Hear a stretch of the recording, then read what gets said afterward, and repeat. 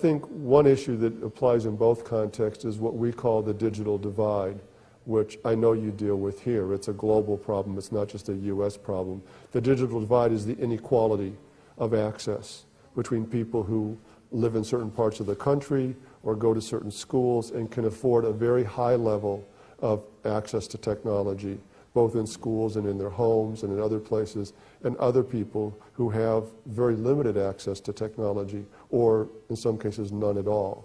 And clearly that's something that Argentina and I think almost all countries around the world are dealing with. The people who have access to technology have even more opportunities to learn, to get jobs, to network and to make connections that benefit them more and more and more, that people who don't have access to those same technology networks never even get to participate.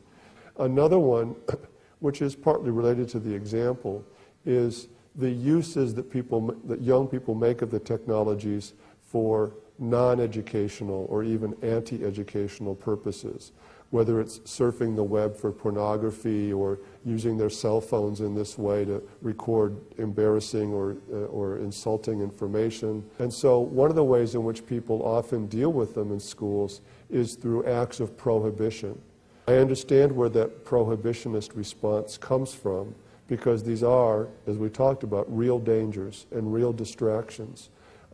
They can even become erosive to the climate of the school or of the classroom, erosive to the authority of the teacher.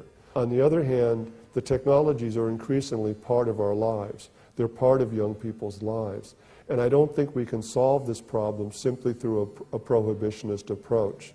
I don't think we can solve them just by saying we're going to keep these things out of schools and pretend that they don't exist, because they're too valuable as potential educational resources to be left outside the school or left outside the classroom. And I think the challenge for educators is more one of how do we use these things for educationally productive purposes than how do we keep them out of the school entirely.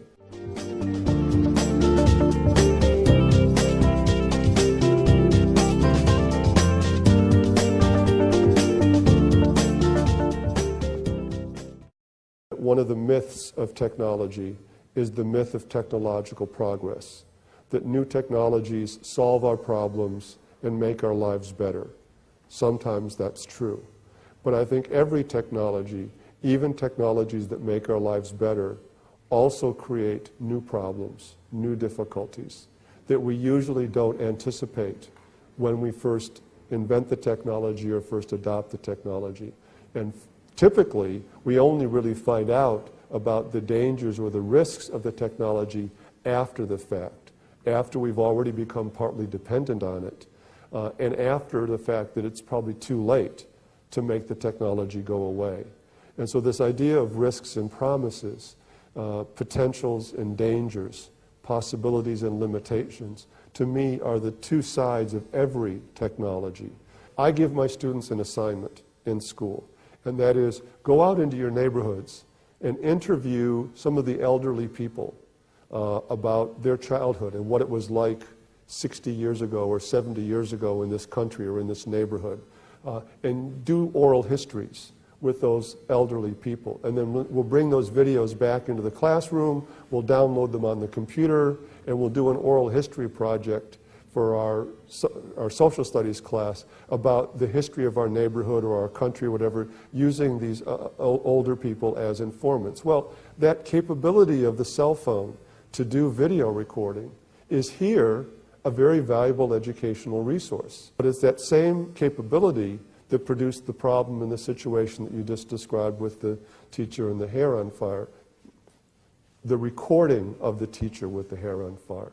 And we can't say, well, here's this resource, but you can only use it for these purposes and you can't use it for the others. Once it's there, it's going to be used for a lot of different purposes. I often use the example of the automobile, that roughly 100 years ago, if you had said to people, hey, there's this great new invention, you can use it to get around the town, to travel across the country, it will create new jobs and new cities, it will create much more mobility, families will be able to see each other, but you have to build highways, which will cover the ground in concrete. You have to build parking lots. The automobiles create pollution. You need to buy gasoline, which means you need to buy oil, which means you're dependent on Middle Eastern economies, and maybe that promotes terrorism. So suddenly now there's all these bad things that we realize that automobiles also bring with them, both directly and indirectly. And if you had said to people 100 years ago, you have the choice, do you want it or not? We don't realize how dependent we become on technologies until they've already become so much part of our lives that it becomes almost impossible to imagine going backward. Between the things that we want that are educationally valuable in these technologies and the things that we don't want that are, as I said before, even anti-educational, or they interfere with education. And that dilemma is where we're living as educators today. And as I said, I think we'll still be living with it in 10 years or 20 years or 100 years. The technologies will change, but the dilemma, I think, is an existential dilemma.